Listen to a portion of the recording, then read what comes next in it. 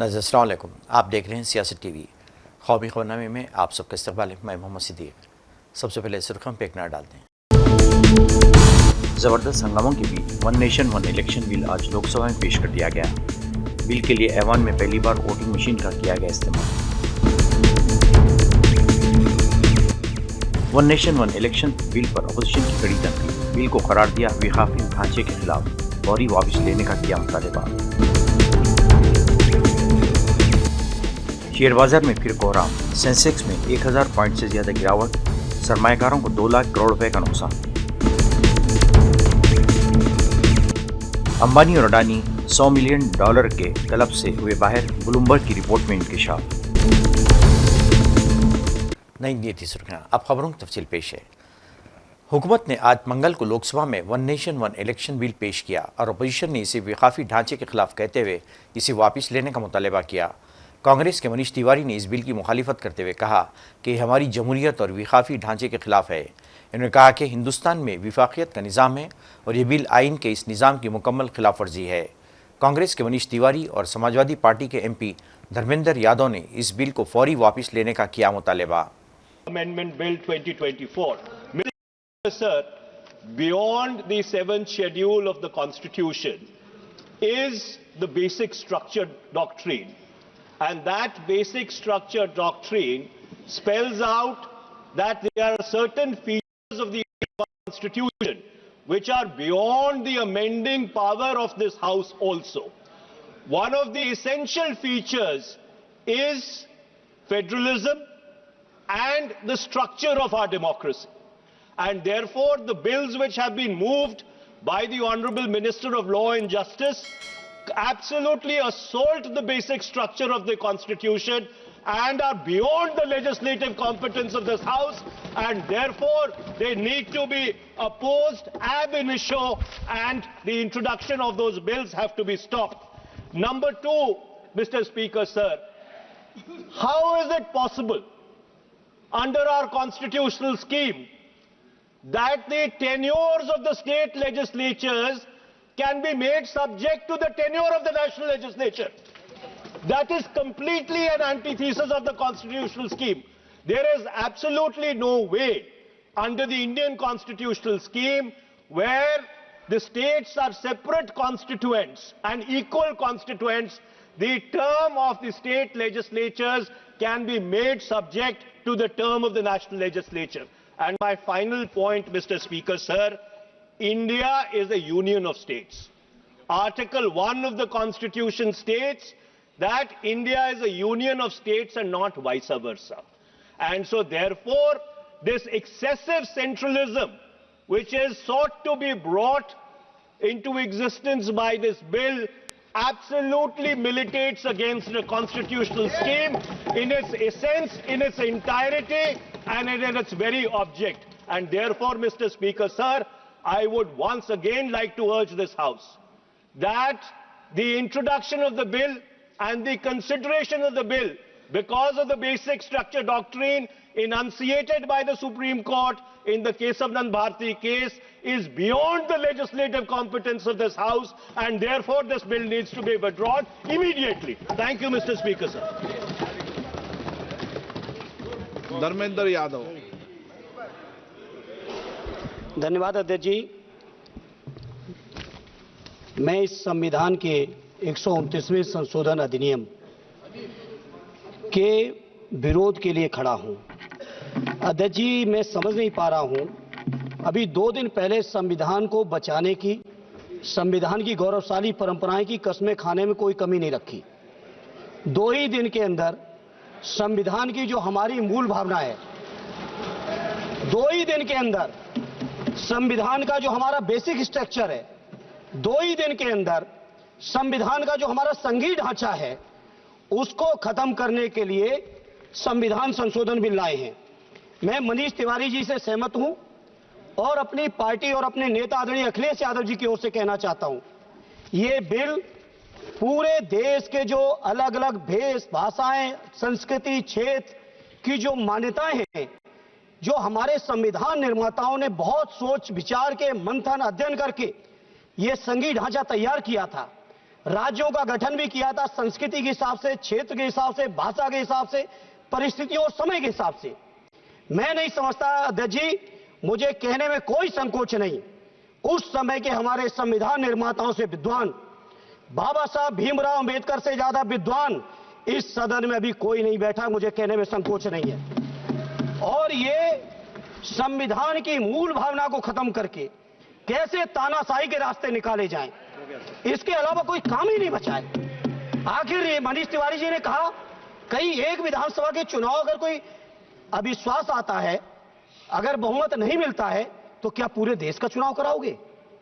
पूरे देश का चुनाव कराओगे? और ये लोग एक देश, एक संविधान, एक चुनाव की बात करते हैं। जो लोग 8 विधानसभाएं भी एक साथ नहीं करा पाते हो, मौसम देख के तारीखें बदलते हो, वो लोग बात करते हैं एक देश एक चुनाव की।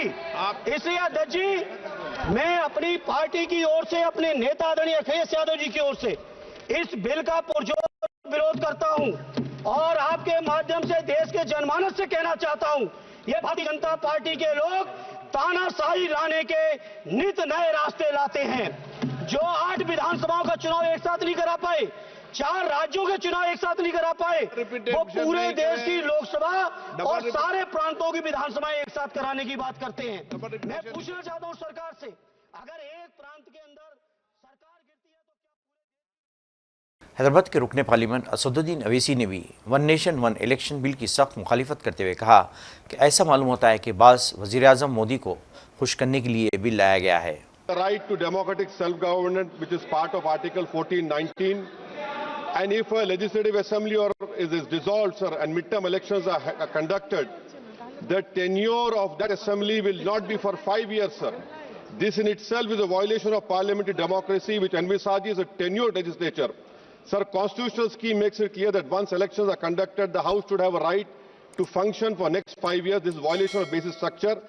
That such a provision is being done for administrative convenience, not for constitutional purpose. Sir, the principle of federalism means that states are not mere appendages of the center. States are not dependent on the union for their existence. This is the violation of federalism, sir. Sir, in conclusion, Parliament is not competent to make any law that violates fundamental rights or the basis of the Constitution, sir. This bill indirectly introduced a presidential style of democracy. This bill is based on maximizing political gain and convenience. This bill will finish off regional parties. This bill is only brought in to massage. Lok Sabha में one nation one election bill की मंजूरी के लिए आज मुल्क की तारीख में पहली बार ई-वोटिंग मशीनों का इस्तेमाल किया गया। नई पार्लियामेंट में यह पहला बिल है जो मंजूरी के लिए लोकसभा में लाया गया है। इस बिल को लेकर ऐवान में आज सुबह जबरदस्त हंगामा देखने में आया। माननीय सदस्य, मैंने फिर आग्रह किया है, जिन माननीय सदस्यों को अपने मत को संशोधित करना है वही पर्ची लें, क्योंकि माननीय सभा विद्वान है, इसलिए एक बार और प्रयास कर लें।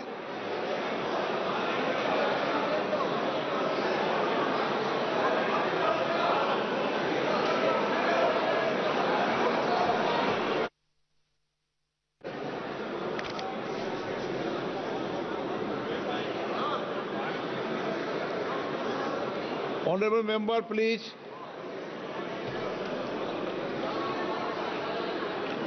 माननीय सदस्यों, जब भी आपको वोटिंग मशीन से मतदान होता है तो आप सब अपनी सीट से दबाए गए बटन और सदन के दोनों ओर लगी हुई बड़ी स्क्रीन में आप मिलान कर सकते हैं। अगर मिलान में सही नहीं होता है और आपको कुछ करेक्शन करना है एब्सेंट में या मतदान में, तो ही आप पर्ची मांगें और तो ही पर्ची से मतदान में करेक्शन करें। शुद्धि के अध्ययन मत विभाजन परिणाम पक्ष में हाँ में 269, विपक्ष में 198।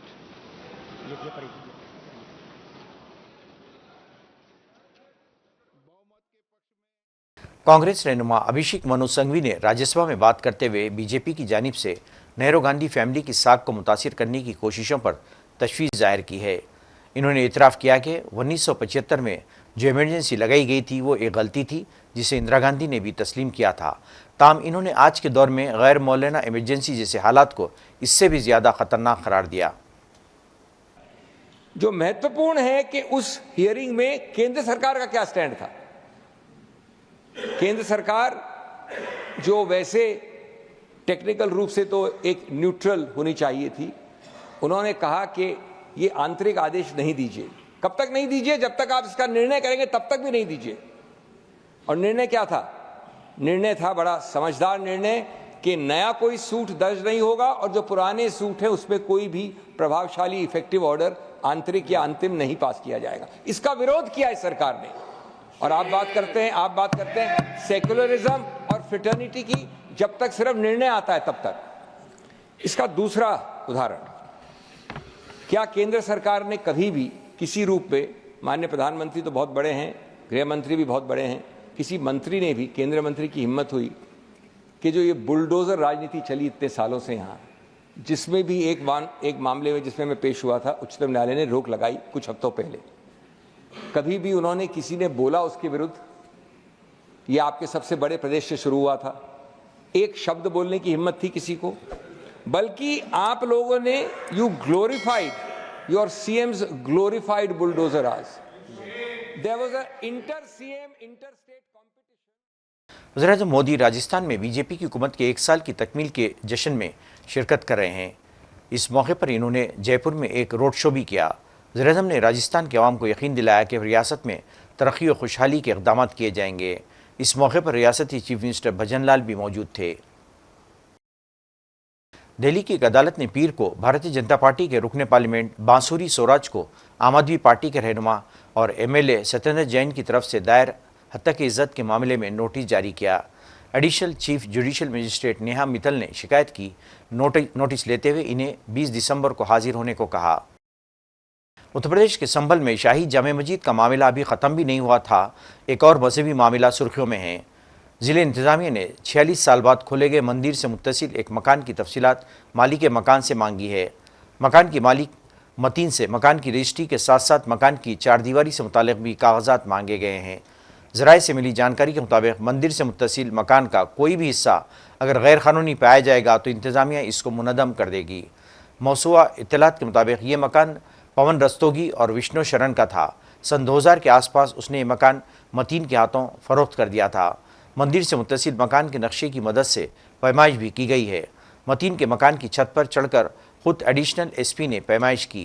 पैमाइश के दौरान बहुत सारे पुलिस अफसरान मौजूद थे। एक तरफ जहां पुलिस मकान की पैमाइश कर रही थी, वहीं दूसरी जानिब मंदिर में पूजा भी किया जा रहा था। और आने पर जब देखा तो यहाँ पे एक मंदिर है एनक्रोच्ड मिला, जिसको हम साफ करवा रहे हैं। दूसरा ये जो कुआं था उसके ऊपर रैंप बना रखा था, तो किसी ने बताया कि इसके नीचे रैंप, हमें पता नहीं चला। लेकिन ये व्यक्ति धीरे से आए और हमें बता के गए, तो हमने इसको रैंप को जब हटाया तो नीचे कुआं निकला यहाँ पे। तो सर क्या डेमोग्राफिक सिचुएशन क्या है यहाँ की, इस इलाके की, क्या पता लगा?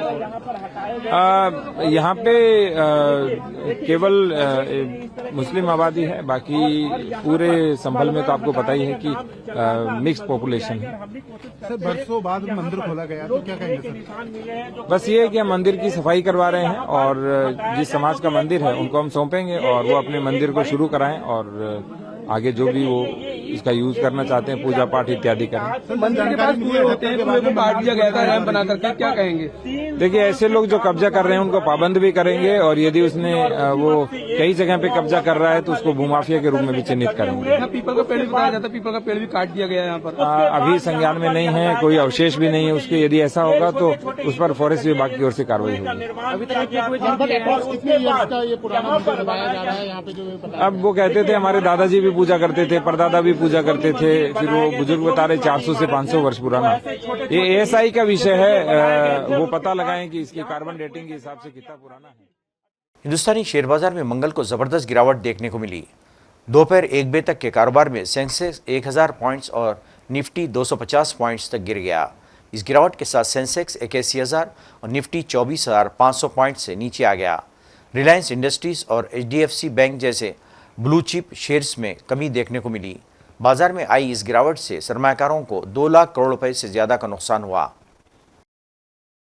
ब्लूमबर्ग की एक ताज़ा रिपोर्ट में इंकिशाफ है, हुआ है कि मशहूर और मारूफ सनतकार मुकेश अंबानी और गौतम अडानी का नाम $100 बिलियन यानी 8,49,000 करोड़ रुपए के क्लब से बाहर हो गया है। इस रिपोर्ट के मुताबिक रिलायंस इंडस्ट्री के चेयरमैन मुकेश अंबानी और अडानी ग्रुप के चेयरमैन गौतम अडानी इस साल के लिए ब्लूमबर्ग के $100 बिलियन क्लब से बाहर हो गए हैं। इन दोनों सनतकारों की मिल्कियतों में हालिया दिनों पैदा हुए तिजारती मसाइल के सबब गिरावट आई है। मुकेश अंबानी की ज़ाती मिल्कियत में गिरावट की वजह उनकी कंपनी के रियल और एनर्जी डिविजन्स की कमज़ोर कारकर्दगी है। जुलाई 2024 में जब उनके बेटे अनंत की शादी हुई थी तब उनकी मिल्कियत $120 बिलियन यानी 10 लाख करोड़ रुपए से ज़्यादा थी। दूसरी तरफ गौतम अडानी के लिए हालात कुछ ज़्यादा ही फिक्रंगेज़ हैं। अमरीकी महकमे इंसाफ की जांच उनके ग्रुप के लिए एक बड़ा चैलेंज बन गया है। इससे उनकी कारोबारी सल्तनत की तरक्की रुक सकती है। हिंडनबर्ग रिसर्च की रिपोर्ट और धोखाधड़ी के इल्ज़ामात ने अडानी को पहले ही मुश्किलात में डाला हुआ है। श्रीनगर में हुकरसर वेटलैंड मुतादिद नकल मुकानी करने वाले परिंदों के लिए एक पनाहगाह बन गया है जो लोगों और सयाहों को अपनी तरफ मुतवज्जे करता है। हुकरसर का ये इलाका गीली ज़मीन के एक अहम मस्कन के तौर पर पहचाना जाता है। हुकरसर मुख्तलिफ परिंदों की नस्लों को उनकी हिजरत के सफ़र के दौरान ज़रूरी वसाइल फराहम करता है। हुकरसर वस्ती एशियाई फ्लाईवे के साथ सफ़र करने वाले परिंदों के लिए एक अहम स्टॉप और पॉइंट के तौर पर काम करता है। ये इलाका नकल मुकानी करने वाले परिंदों के लिए खाने, पनाहगाह और अफजाइश के मैदानों तक रसाई को यकीनी बनाता है। भरपूर नबातात और आबी ज़खायर की मौजूदगी होकर सर्दियों में नकल मुकानी करने वाले परिंदों के लिए एक मिसाली पनाहगाह बनाती है। जैसे ही मौसम सरमा शुरू होता है, हुकरसर हिजरत करने वाले परिंदों की एक शानदार सफ़ का खैर मकदम करता है जिसमें साइबेरियन क्रेन्स, बारसर वाले गेंस और बतखें शामिल हैं। परिंदों की इस पनाहगाह की हिफाजत के लिए कंजर्वेशन ग्रुप्स मुकामी हुकाम हुकरसर को मालियाती ख़तरात जैसे आलूदगी और तजावुज़ात से बचाने के लिए मिलकर काम कर रहे हैं। करने तो हमें बहुत अच्छा फील हुआ यहाँ पे आते हुए, क्योंकि यहाँ पे जो माइग्रेटरी बर्ड्स है वो इसी मंथ में आते हैं। मतलब आप ये समझे कि यहाँ पे शुरू आने हुए हैं वो माइग्रेटरी बर्ड्स। तो हमें बहुत अच्छा फील हो रहा है कि क्योंकि ये कश्मीर की शान है जो माइग्रेटरी बर्ड्स यहाँ पे आते हैं। यहाँ पर आप अगर आप जो टूरिस्ट्स की बात करें वो भी यहाँ पे ये माइग्रेटरी बर्ड्स देखने के लिए आते हैं। तो हम यहाँ के लोकल्स हैं, हम भी यहाँ पे। दिल्ली एनसीआर में आलूदगी की वजह से हालात मज़ीद ख़राब हो गए हैं। इसके पेश नज़र एनसीआर में ग्रेड 4 को लागू करना पड़ा। ग्रेड 4 के तहत तमाम किस्म की तामीरात और मिसमारी की सरगर्मियों पर पाबंदी आयद होगी, जिसमें हाईवेज और फ्लाईओवर जैसे अवामी प्रोजेक्ट शामिल हैं। इसके अलावा गैर ज़रूरी सामान ले जाने वाले ट्रकों की दिल्ली में दाखिले पर भी पाबंदी लगाई गई है। इसके अलावा ग्रेड 4 के तहत दिल्ली एनसीआर में 9वें और 11वें तक की क्लासें अब हाइब्रिड मोड में चलेंगी। इसका मतलब है कि स्कूल ऑनलाइन और ऑफलाइन दोनों तरीक़ों से चले जाएंगे। स्कूल सिर्फ 10वीं और 12वीं जमात के लिए फ़ैसला ले सकता है। नाज़रीन, आखिर में सुर्खियों पे एक और ज़बरदस्त हंगामों के बीच one nation one election bill आज लोकसभा में पेश कर दिया गया। बिल के लिए ऐवान में पहली बार वोटिंग मशीन का किया गया इस्तेमाल। One nation one election bill पर अपोजिशन की कड़ी तनकीद। बिल को करार दिया विफाकी ढांचे के खिलाफ, फौरी वापस लेने का किया मुतालबा। शेयर बाजार में फिर कोहराम, सेंसेक्स में 1000 पॉइंट से ज्यादा गिरावट, सरमायाकारों को 2 लाख करोड़ रुपए का नुकसान। अंबानी और अडानी $100 मिलियन के क्लब से हुए बाहर, ब्लूमबर्ग की रिपोर्ट में इंकशाफ। नाज़रीन, इसके साथ ही कौमी खबरनामा खत्म होता है। मुझे और सारी सियासत की टीम को इजाज़त दे। अल्लाह हाफ़िज़।